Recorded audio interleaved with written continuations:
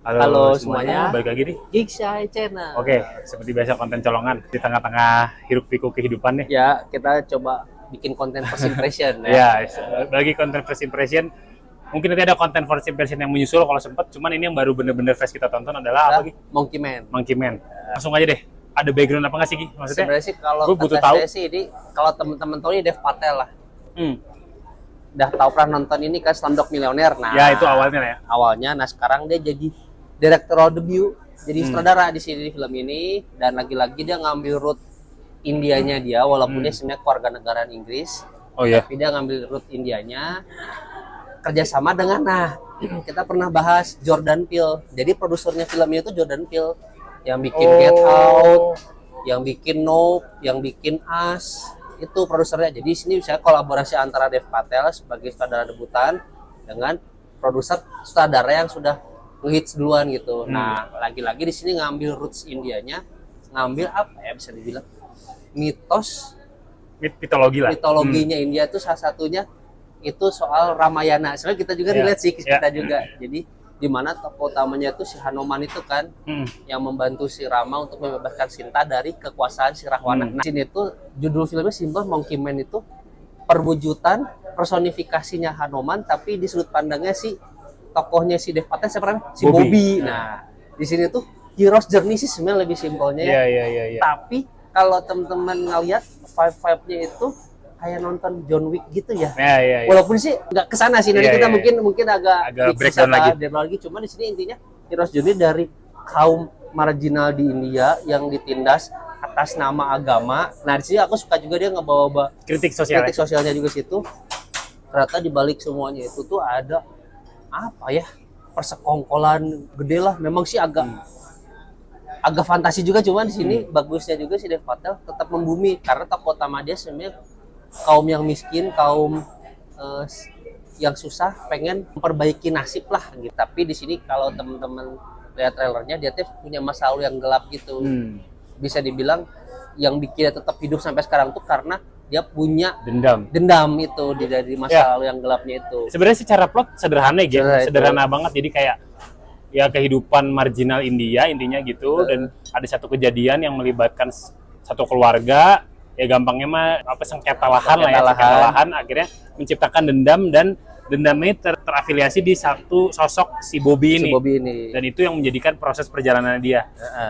Sebenarnya kalau dibilang perjalanan juga nggak panjang-panjang banget. Panjang-panjang banget sih, 2 jam 10 menit tadi kalau saya lihat. Kalau secara durasi menurut tuh agak terlalu lama nggak sih? Sebenarnya, nah ini kita bisa bahas durasi sebenarnya kataku ini wajar segini. Tapi menuju ke klimaksnya teh agak lama nih si ininya. Sebenarnya mungkin bukan soal masalah dragging, banyak pengen dijelaskan. Itu tahu nggak? Pengen ngelihat bahwa si Bobby teh berubah dari karakter yang penakut, Titina selalu ditindas, dia pengen balikin itu semua tuh, berani, pengen menunjukkan dirinya. Nah, kata saya jadinya pas part ketiganya atau act ketiganya itu jadi terasa cepet karena di act 1 act keduanya terlalu lama menurut saya. 1 masih oke, 2 nih agak-agak lambat ya. Dan memang itu tadi plotnya karena memang sederhana, jadi memang agak kerasa ya. Jadi kayak dari proses pencarian targetnya, terus dia enak tuh. Nah, begitu dari babak kedua nih memang agak dragging nih. Nah, dan begitu babak ketiga memang menurut gua kekurangannya di situ. Jadi kayak hero's journey-nya jadi kayak tiba-tiba kuat gitu. Nah, itu minusnya sih menurut gua. Dan di keempatnya memang jadi agak termaafkan dengan segala macam action dan estetikanya. Nah, itu tadi. Apa ya, kalau ini gue langsung bahas ininya deh. Minusnya memang itu menurut gue. Jadi kayak terlalu cepat proses perubahannya, dan jadinya agak terasa tidak masuk akal. Walaupun semuanya tidak masuk akal ya. Karena gue ya kalau pasti nggak mau kita akan bandingkan dengan John Wick. Terus sama di sini tuh gaya fight-nya great banget. Nah, dan for your info, ini sebenarnya syutingnya juga Indonesia. Dan kalau kalian teman-teman perhatiin, ada beberapa figuran ekstra. Nah, ini mah orang Indonesia. Gak kerasa orang India. Ini mah kerasa. Jadi saya mungkin kalau dia harus menampilkan itu di kota New Delhi atau di Mumbai, repot kan dengan segala perizinannya. Jadi akhirnya mungkin produsernya lebih gampang di sini gitu. Lebih kondusif kayaknya. Jadi Vrindavan the best ya. Nah, makanya itu. Dan secara sinematografi oke banget menurut gua. Ada beberapa momen, bahkan posternya pun juga tuh muncul di adegan di filmnya tuh kena gitu pas kita keren gitu ya. kan, keren Jadi, kan itu. tone colornya terus visualnya tuh kayak mencerminkan ini tuh rich banget Rich gitu. banget tuh. Oh itu balik lagi. Ini kan agak mirip dengan John Wick, terus apa Beekeeper yang kita tonton. Ya, kita nonton. Terus kalau lu nonton di Netflix gak ada yang baru tuh Sisu, tau gak lu?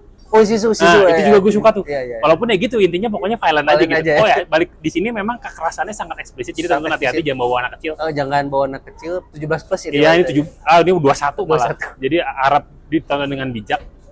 Walaupun memang kekerasannya menurut gue masih necessary, nggak berlebihan. Jadi walaupun painful ya, terasa painful ya. Jadi tidak terasa ini mah kayak asal gore aja gitu, enggak ya?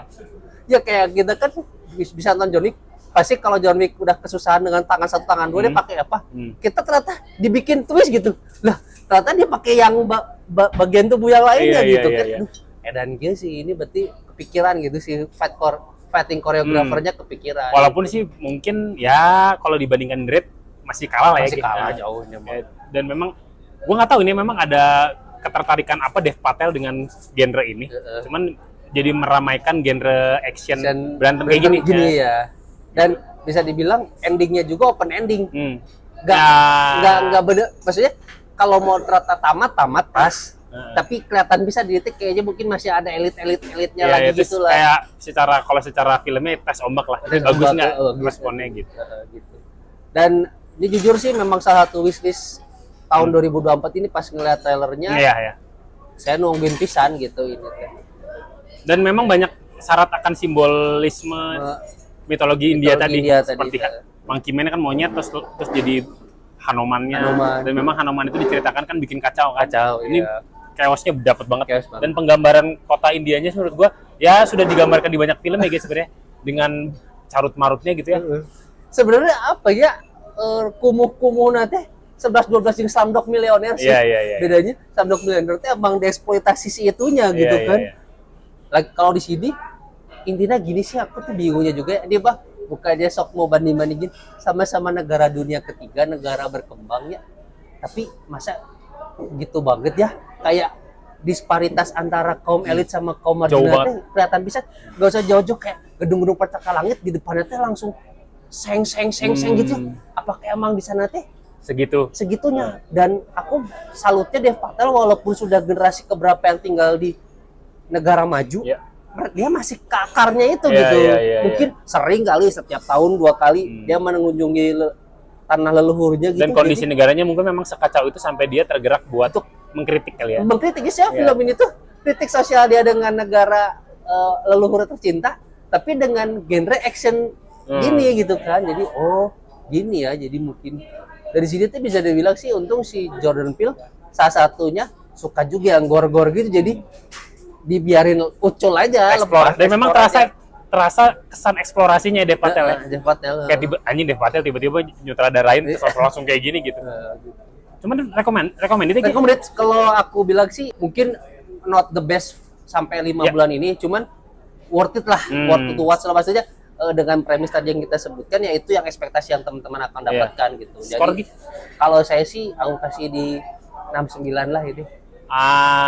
Ini agak pelit dia nih sekarang. Ya gue di 72 lah ya rata-rata aja. Ya 7 lah berarti. Segitu ya, Ge? Segitu ya, 7 berarti. 7 lah ya. Teman-teman bisa tonton sendiri. Karena ini so far kita nonton per hari ini tuh masih adanya di 21 doang. Hanya di 21. Hanya tayang perdana walaupun sebenarnya Indonesia udah telat. Iya. Di luar negeri udah turun layar. Dan dapat apresiasi ya, dapat apresiasi ya. Jadi salah satu 5 film yang paling ditonton ulang. Mungkin satunya yang nonton ulang banyak ya orang India kayaknya. Keren nih gitu. Paling gitu ya, Ge? Paling gitu sih first impression kita. Jadi teman-teman kalau ada waktu kesempatan coba ringan lah. Seru gitu. Seru. Memang sih jangan berekspektasi kayak John Wick ya. Cuman ini lumayan lah gitu. Kurang lebih kayak gitu ya. Untuk impresi kita awal langsung fresh. Teman-teman bisa buktikan sendiri di bioskop ya. Ke 21 untuk saat ini. Gitu aja ya. Thank you teman-teman udah nonton. Jangan lupa share ke teman-temannya. Jangan lupa subscribe. Sampai jumpa di video selanjutnya. Bye-bye.